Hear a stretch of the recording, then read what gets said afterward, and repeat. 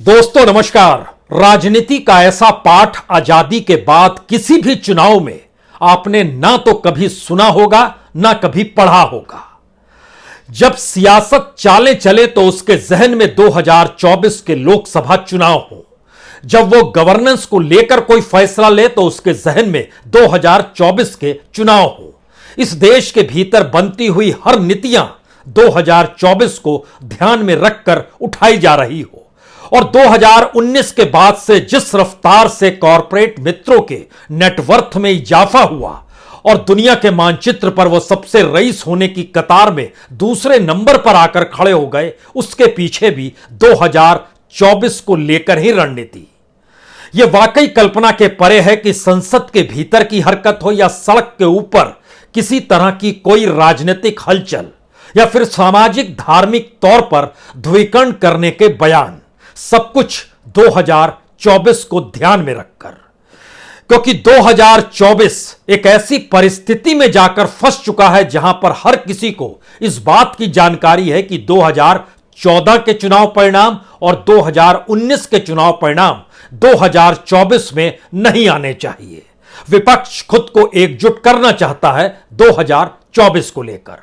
क्षत्रप धीरे धीरे मशक्कत करते हैं, लेकिन अपने अस्तित्व को लेकर वह भी 2024 के मद्देनजर और उसी कटघरे में समा जाते हैं।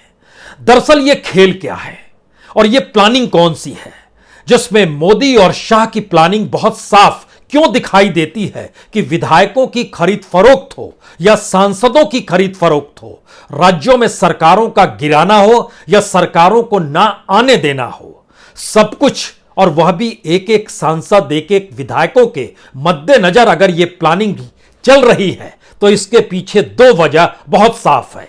2024 गंवाना नहीं है। एक ऐसी प्लानिंग करनी है जिसमें इस देश के राज्य और उस राज्य के भीतर के छत्रप बंटते हुए दिखाई दें, कमजोर पड़ जाएं। सीबीआई और ईडी अपने तौर पर काम करेगी, पैसा अपने तौर पर काम करेगा, लेकिन किसी भी हालत में एकजुटता होनी नहीं चाहिए। और इसी प्रक्रिया के भीतर भारत जोड़ो यात्रा निकल पड़ी। भारत जोड़ो यात्रा समूचे देश को एक लिहाज से लांघेगी। 150 दिनों तक इस यात्रा को चलना है, लेकिन इस यात्रा के साथ क्या वाकई राजनीतिक विपक्ष जुड़ जाएगा? छत्रपों की कतार कांग्रेस के पीछे आकर खड़ी हो जाएगी? क्या वाकई ऐसी स्थिति आ जाएगी कि इस देश के भीतर विपक्ष को लगने लगेगा उसने 2014 में जो गलती की, 2019 में जो गलती की, 2024 में उसे वो नहीं दोहराएंगे? क्योंकि एक बड़ी सीधी सी कतार है इस देश के भीतर में विपक्ष की राजनीति की। अगर उसे बांट दिया जाए, छत्रपों को खरीद लिया जाए, छत्रपों को डरा दिया जाए, उनके वोट बैंक उन्हीं की पॉलिटिकल पार्टी के साथ ही रहें, तो विपक्ष के तौर पर कोई भी पॉलिटिकल पार्टी या कोई भी गुट इतना ताकतवर हो नहीं सकता है कि वह बीजेपी के 2019 के 37% वोट से आगे निकल जाए और 2014 में 31% वोट, यानी ध्यान दीजिए 2014 में भी 69% वोट बीजेपी के खिलाफ थे, 2019 में 63% वोट बीजेपी के खिलाफ थे। लेकिन बावजूद इसके संसद के भीतर यह भी स्थिति बन नहीं पाई कि कोई दूसरी पॉलिटिकल पार्टी का विपक्ष का नेता इस देश के भीतर संसद की जो स्ट्रेंथ होती है उस स्ट्रेंथ के 10% को भी छू पाए। क्या ऐसी स्थिति है? और 15% तो दूर की बात है। जरा परखने की कोशिश कीजिए, जो प्लानिंग लगातार चल रही है उस प्लानिंग को लेकर क्या भारत जोड़ो यात्रा ने सेंध लगा दी है? और विपक्ष के नेताओं की वह पूरी कतार, चाहे वो ममता बनर्जी हो, चाहे नीतीश कुमार हो, चाहे वह अखिलेश यादव हो, चाहे वो शरद पवार हो, चाहे वो उद्धव ठाकरे हो, चाहे टीआरएस के नेता चंद्रशेखर राव हो, अगर पूरे गुलदस्ते को भी आप सजा लीजिएगा तो 2-3 सवाल आपके जहन में होंगे। सभी की अपनी महत्ता अगर अपने अपने दायरे में छत्रप से हटकर राष्ट्रीय राजनीति के तौर पर रहेगी तो फिर बीजेपी को हराएगा कौन? और जो भारत जोड़ो यात्रा निकल पड़ी है वो उन राज्यों से गुजर रही है जहां पर छत्रपों की मौजूदगी है। केरल में लेफ्ट है, कर्नाटक में जेडीएस है, तेलंगाना में टीआरएस है, महाराष्ट्र के भीतर शरद पवार की एनसीपी और उद्धव ठाकरे की शिवसेना भी है। अलग अलग राज्यों की परिस्थितियां अलग अलग जरूर है, लेकिन एक क्षण के लिए जो प्लानिंग बीजेपी और अमित शाह की अपने तौर पर रही है वो बहुत साफ तौर पर रही है। कहां किस छत्रप को डिगाना है, उस छत्रप के जरिए कैसे उस राजनीति को बढ़ाना है जहां पर विपक्ष एक ना हो। तो क्या भारत जोड़ो यात्रा ने राजनीतिक जोड़पन पैदा कर दिया है या वो कर देगी? क्या ये ऐसी स्थिति आ गई है? अगर ध्यान दीजिए तो इस देश के भीतर में किसी भी विपक्षी नेता की ऐसी कोई हैसियत नहीं है कि वो अपने तौर पर इस देश में मोदी शाह की जोड़ी को चुनौती दे सके। एक लंबी कतार है, उस कतार में अगर एक एक करके आप परखना भी शुरू कीजिएगा तो आपको नीतीश कुमार और तेजस्वी यादव बिहार में क्या कर पाए, अपने ही लोगों को अभी तक नौकरी नहीं दे पाए और नीतीश कुमार राष्ट्रीय तौर पर एक विपक्ष बनाने पर जुटे हैं, लेकिन उनकी अपनी हैसियत वोट बैंक के लिहाज से और इस देश में मान्यता के लिहाज से कहां टिकेगी। अपने बूते वह बिखर जाएंगे। बिहार की 40 सीट अखिलेश यादव और मायावती जिस वोट बैंक को साथ लेकर चलती है वो बहुत बड़ा वोट बैंक पूरे देश में है, लेकिन एकजुटता 2019 में नहीं दिखाई तो 2024 में दिखाएंगी क्या? धीरे धीरे सुर तो बदल रहे हैं जैसे जैसे भारत जोड़ो यात्रा आगे निकल रही है, क्योंकि इस देश के भीतर कहीं कोई हरकत करने की स्थिति में कोई नहीं है। अखिलेश यादव आजमगढ़ में हार गए, रामपुर में हार गए, तो उसके बाद चीजें बची कहां? यानी उन राज्यों के भीतर भी वोटरों के ये सवाल खड़े हो रहे हैं कि अगर किसी पॉलिटिकल पार्टी को लेकर वह वोट भी देते हैं और तो भी अगर वह जीत नहीं पाती है तो 2024 तो वह मूल मंत्र है जिसके शिखर पर इस देश में बीजेपी के सर्वोपरि नेता नरेंद्र मोदी बैठे हैं और उनके लिए बिसात बिछाते हुए गवर्नेंस और राजनीतिक तौर पर अमित शाह गृह मंत्री के तौर पर बैठे हैं। इसे छिन्न भिन्न करना है तो एक चुनाव में आपको खुद को जोड़ना होगा। क्या भारत जोड़ो इस संदेश को लेकर आगे बढ़ चुकी है और जो प्लानिंग केंद्र सरकार कर रही थी, यानी मोदी सत्ता और अमित शाह की रणनीति कर रही थी, उसमें सेंध लग गई है और अब उनके सामने कोई दूसरे प्लानिंग के तौर तरीके सूझ नहीं रहे हैं, क्योंकि हेमंत सोरेन झारखंड में समूचा परिवार भ्रष्टाचार को आरोपों में ग्रसित है। जिस दिन चाहे ईडी पकड़ कर ले जाए, जिस दिन सीबीआई छापा मार दे। शरद पवार की अपनी स्थिति भी बहुत नाजुक है, उनका जुड़ाव विचारधारा से नहीं सत्ता और पैसा से रहा, यह कोई छुपी हुई बात नहीं है। इस देश की सियासत को सांधिएगा तो इसका खुला जिक्र उद्धव ठाकरे के पिता बाला साहब ठाकरे किया करते थे और उद्धव ठाकरे, एनसीपी और कांग्रेस अगर महाराष्ट्र में एक साथ है तो ऐसे में 2024 को लेकर कौन किसके पीछे और क्यों खड़ा होगा, अब यह स्थिति नई बन रही है जिसमें मैसेज बहुत साफ है कि आपको भारत जोड़ो के पीछे खड़ा होना होगा, अन्यथा कोई रास्ता 2024 का बचेगा नहीं। अगर आप बिखर गए और खुद को अगर लोकसभा चुनाव के मद्देनजर खड़ा भी करना चाहते हैं तो ना राज्य बचेगा, ना लोकसभा और पार्लियामेंट के भीतर विपक्ष की कोई ताकत बचेगी।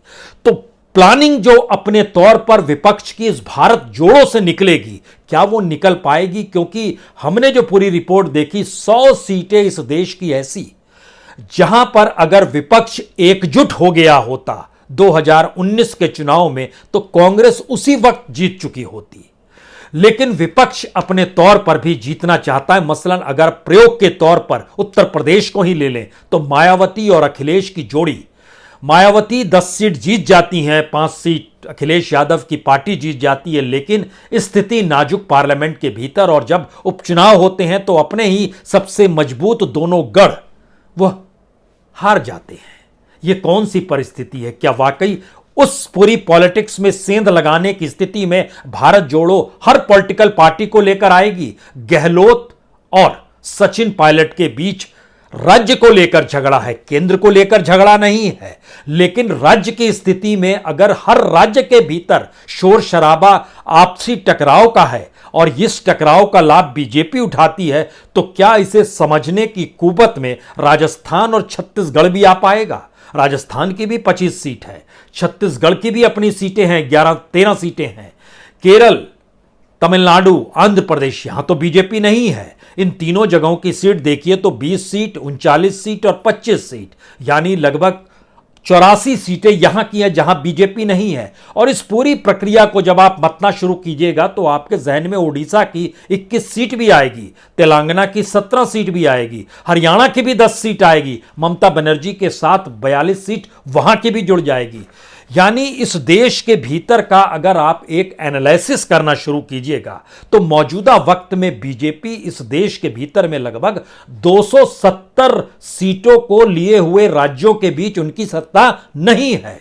बिहार, उड़ीसा, बंगाल, झारखंड, तेलंगाना, राजस्थान, छत्तीसगढ़, आंध्र प्रदेश, तमिलनाडु, केरल, पंजाब, यहां पर बीजेपी की कोई सत्ता नहीं है।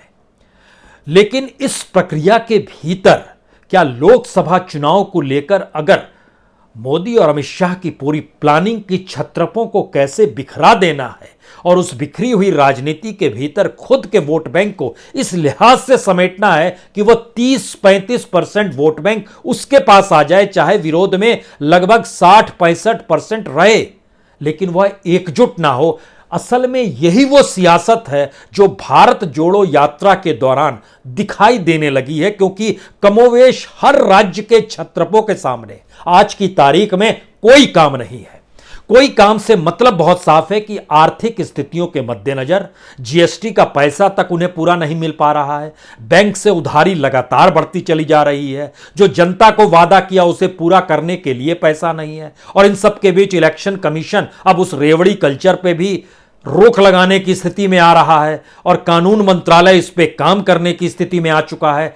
यानी ध्यान दीजिए, एक ऐसी राजनीति जिसमें मोदी सत्ता ने अपने तौर पर जो भी सपने दिखाए और जिसकी शुरुआत 15 लाख रुपए से हुई, वो सारे के सारे सपने जुमलों में चाहे तब्दील हो गए, लेकिन उसके ठीक समानांतर वैसे ही राजनीतिक कल्चर को विपक्ष ने जब आजमाया और अपनाया तो उसे भी जीत मिलनी शुरू हुई। इनकार कतई नहीं है। पंजाब इसका एक बेहतरीन उदाहरण आम आदमी पार्टी के जरिए है, और आम आदमी पार्टी की एंट्री जो गुजरात में हो रही है वह भी उम्मीद और सपने जगाने वाले त्योहारों के साथ हो रही है कि हम आपको ये भेंट करेंगे। अब इस परिस्थिति के भीतर भारत जोड़ो यात्रा इसलिए महत्वपूर्ण है क्योंकि अगर वोटिंग के लिहाज से भी चीजों को आप परखना शुरू कीजिएगा तो 2019 में 37% वोट अगर बीजेपी को मिले थे लगभग 22 करोड़ 90 लाख, तो कांग्रेस को मिले थे लगभग 19.5% यानी 11 करोड़ 94 लाख। सवाल यह है कि अगर विपक्ष एकजुट 2019 में हो गया होता तो यह जो 11 करोड़ है यह बढ़कर लगभग 18 करोड़ तक हो जाता। अगर विपक्ष एकजुट हो गया होता, कांग्रेस के पीछे खड़ा होता, लेकिन सबकी अपनी जरूरत है। कोई 2 करोड़ वोट पर अटका हुआ है, कोई 3 करोड़ वोट पर अटका हुआ है, कोई 1 करोड़ वोट लिए हुए अटके हुए, और इस पूरी फहरिस्त में देखिएगा तो मायावती 2 करोड़ 20 लाख वोट के साथ, अखिलेश यादव 1.5 करोड़ वोट के साथ, उद्धव ठाकरे 1 करोड़ 28 लाख वोट के साथ, शरद पवार 85 लाख वोट के साथ, लेफ्ट 1 करोड़ वोट के साथ, जगन रेड्डी 1 करोड़ 38 लाख वोट के साथ, ममता बनर्जी लगभग 2.5 करोड़ वोट के साथ, नवीन पटनायक लगभग 1 करोड़ वोट के साथ। ध्यान दीजिए, ये 1 करोड़ 2 करोड़ 2.5 करोड़ 3 करोड़, यही है विपक्ष की हैसियत अगर आप कांग्रेस माइनस कर देते हैं। लेकिन जैसे ही कांग्रेस को जोड़ते हैं तो 2014 में भी कांग्रेस को वोट जो मिले थे वह लगभग उतने ही मिले थे जितने 2019 में। परसेंटेज में उसमें कोई अंतर नहीं आया। वोटों की संख्या 10 करोड़ 59 लाख 2014 में और 11 करोड़ 94 लाख 2019 में। यह कांग्रेस का वोट बैंक है। इस लिहाज से अगर विपक्ष को देखिए तो भारत जोड़ो यात्रा का संदेश राजनीतिक तौर पर विपक्ष की राजनीति एका की दिशा में जा रहा है, और यह बेचैनी सत्ता के भीतर होने लगी है। उसे यह महसूस होने लगा है कि अगर विपक्ष के तौर पर कांग्रेस पार्टी नजर कहीं आने लगी और विपक्ष 2014 में बदलाव की सोच के साथ अगर कांग्रेस के पीछे खड़ा हो गया तो फिर क्या होगा। और इसीलिए ध्यान दीजिए, वो बहुत शालीनता के साथ ममता बनर्जी के भतीजे अभिषेक बनर्जी के साथ क्या करता है, वह हेमंत सोरेन के साथ क्या करता है, वह चंद्रबाबू नायडू के साथ क्या करेगा, वह डीएमके और एआईडीएमके के साथ उसका रुख क्या होगा, शरद पवार को लेकर उसका रुख क्या होगा, उद्धव ठाकरे को लेकर आने वाले वक्त में क्या रुख होगा, या फिर सुखबीर बादल को लेकर क्या रुख होगा? ध्यान दीजिए, वह लोग जो एनडीए के साथी कभी रहे, उस गठबंधन की ऊर्जा यही थी कि अगर सभी मिल जाते तो विपक्ष से दो दो हाथ करते हुए एनडीए नजर आता था। लेकिन अगर अभी समूचा विपक्ष एकजुट आकर किसी एक पॉलिटिकल पार्टी या एक नेता के पीछे खड़ा हो जाता है तो बीजेपी के लिए यह मुश्किल सबब होगा। यही वो प्लानिंग है जो सोशल इंजीनियरिंग को पैदा करती है, यही वो प्लानिंग है जो सांप्रदायिक ध्रुवीकरण को पैदा करती है, और यही वो प्लानिंग है जो इस देश के भीतर भ्रष्ट और करप्ट क्षत्रपों को सीबीआई और ईडी के जरिए डराती भी है, और जो बीजेपी में आ जाता है उसको मलाई और मालपुआ भी देने से कतराती नहीं है। इस स्थिति में आई राजनीति में संघर्ष करते हुए अगर भारत जोड़ो यात्रा या राहुल गांधी नजर आ रहे हैं तो ध्यान दीजिए, देश के भीतर राजनीतिक तौर पर आपको किसी राज्य में कोई हरकत नजर नहीं आएगी। बिहार में जो होना था हो गया। सबको पता है कि तेजस्वी यादव अगर सत्ता में नहीं आए होते तो अगले चुनाव में वह अपने बूते सत्ता में आ सकते थे, क्योंकि लोगों के भीतर आक्रोश जबरदस्त था। और अब तेजस्वी यादव भी सत्ता में आ गए और उसी सत्ता के साथ हैं जो बीजेपी के साथ थी, यानी नीतीश कुमार के साथ। तो एक झटके में विपक्ष पूरे बिहार से गायब हो गया, क्योंकि सत्ता का मतलब तो बीजेपी है, लेकिन विपक्ष का मतलब अब तेजस्वी यादव या नीतीश कुमार नहीं हो सकते हैं। कमोवेश यही स्थिति पश्चिम बंगाल को लेकर है। पश्चिम बंगाल में लगभग 1.5 दर्जन टीएमसी के नेताओं के नाम, उनके करप्शन अगर सीबीआई और ईडी के पास पड़े हुए हैं, जो कि चुने हुए नुमाइंदे हैं, तो उनको दायरे में लेना और ममता बनर्जी के परिवार तक पहुंच जाना कोई मुश्किल काम तो नहीं है। और इन सब में ममता बनर्जी का आरएसएस का गुणगान करना और मोदी को लेकर भी कहीं नरम रुख अपनाना, ये किस बात के संकेत हैं? और इसी प्रक्रिया के भीतर अगर ध्यान दीजिएगा क्षत्रपों को लेकर, तो क्षत्रपों के सामने रास्ता नहीं बच पा रहा है। रास्ता तब बचेगा जब कांग्रेस भारत जोड़ो यात्रा के जरिए शायद इस देश के विपक्ष की पॉलिटिकल पार्टी के तौर पर सबसे मजबूत दावेदार का परसेप्शन को खड़ा कर चुकी होगी। केजरीवाल का परसेप्शन है लेकिन संगठन नहीं है, उसके बगैर वो जीत नहीं सकते हैं।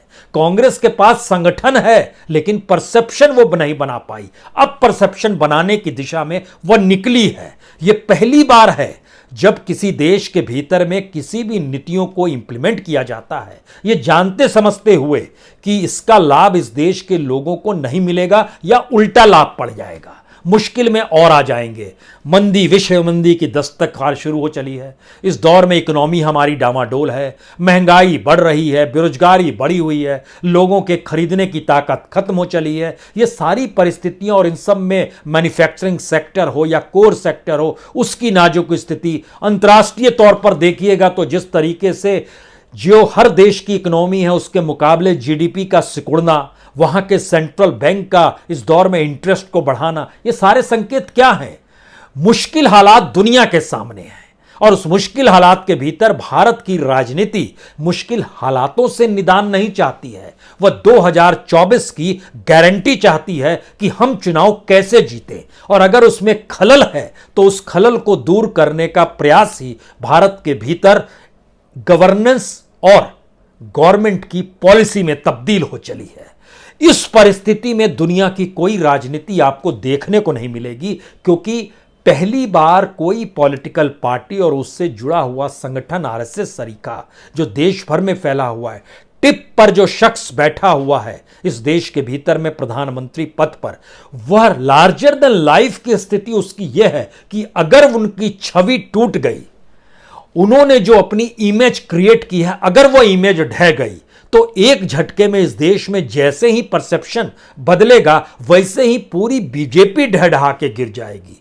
आरएसएस को लेकर जो संवाद वो करते हैं आदर्श तरीके से, यानी देश के भीतर गरीबी हो और इस देश के भीतर कोई एक कॉरपोरेट दुनिया का सबसे रईस होता चला जाए, इससे बड़ा अपराध क्या हो सकता है कि देश गरीब हो रहा है और उसी देश की कंपनियों को बेचकर कोई प्राइवेट कंपनी का नेटवर्थ दुनिया में सबसे रईसी की ताकत के साथ खड़ा हो। यह अपराध कौन कर रहा है और इस अपराध की सजा कौन देगा?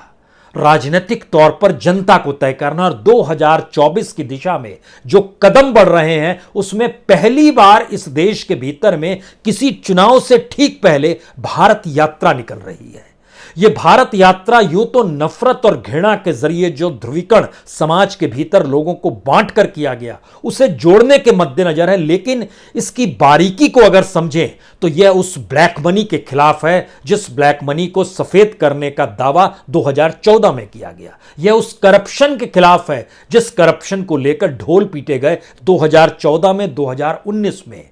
सिर्फ करप्शन और ब्लैक मनी भर नहीं, इस देश के किसानों के सवाल, मजदूरों के सवाल, युवाओं के सवाल, इस देश के भीतर में मैन्युफैक्चरिंग सेक्टर से जुड़े हुए व्यापारियों के सवाल, इस देश के भीतर में कॉरपोरेट के सवाल, इन तमाम सवालों को अगर राज्यवार भी परखना शुरू कीजिएगा तो हर छत्रप की राजनीति कहीं ना कहीं इन मुद्दों के आश्रय ही टिकी हुई है। और शायद 2024 यह एक आखिरी मौका तो नहीं है हर छत्रप के सामने और हर राज्य में जिसकी सत्ता है उसके सामने कि 2024 की एकजुटता अगर नहीं हो पाती है तो सब कुछ बिखर जाएगा। और दूसरा सवाल, भारत जोड़ो यात्रा अगर एक संदेश के साथ विपक्ष की राजनीति को साधते हुए इस देश में विकल्प के तौर पर खुद को खड़ा कर रही है तो सवाल फिर लेफ्ट के सामने भी होंगे और मायावती के सामने भी होंगे। सवाल हर किसी के सामने होंगे,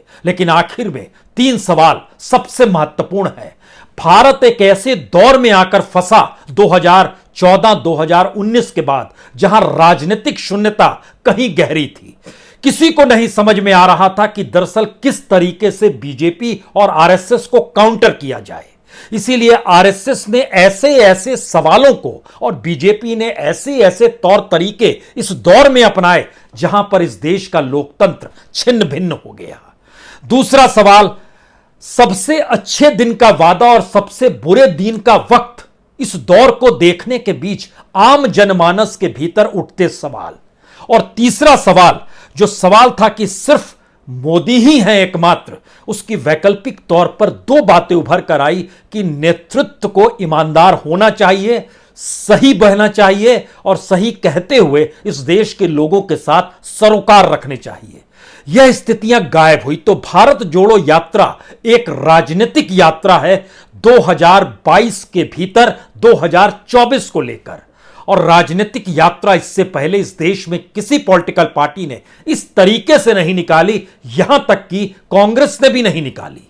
तो शायद यह एक अभूतपूर्व प्रयोग है राजनीतिक तौर पर, जहां पर पूरी प्लानिंग जो अभी तक 2014 के बाद से इस देश के भीतर संघीय ढांचे को चरमराने से लेकर डेमोक्रेसी के पिलर्स को ध्वस्त करने की परिस्थिति और कॉन्स्टिट्यूशन तक को हाशिए पर लाकर खुद को ही सब कुछ बताने की प्रवृत्ति झटके में पैदा नहीं हुई है।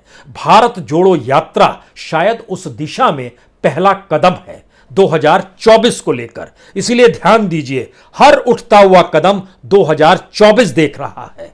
और आखिरी बात, क्या वाकई 2024 जिस भारत जोड़ो यात्रा के मंत्र से निकलेगा वह इस देश के भीतर की उस राजनीतिक व्यवस्था को बदलने की कुवत रखता होगा या फिर रख पाएगा? क्योंकि जनमानस पहली बार जुड़ रहा है। सवाल पॉलिटिकल पार्टी का नहीं, इस देश के लोगों का है, जो समझ रहे हैं कि दरअसल इस देश के भीतर क्या हो रहा है और उन्हें ही अब राजनीति को साधने के लिए कुछ बड़े निर्णय लेने होंगे। यह लोगों के निर्णय होंगे। 2024 का चुनाव लोगों के निर्णयों पर टिका होगा। बहुत बहुत शुक्रिया, बहुत बहुत शुक्रिया।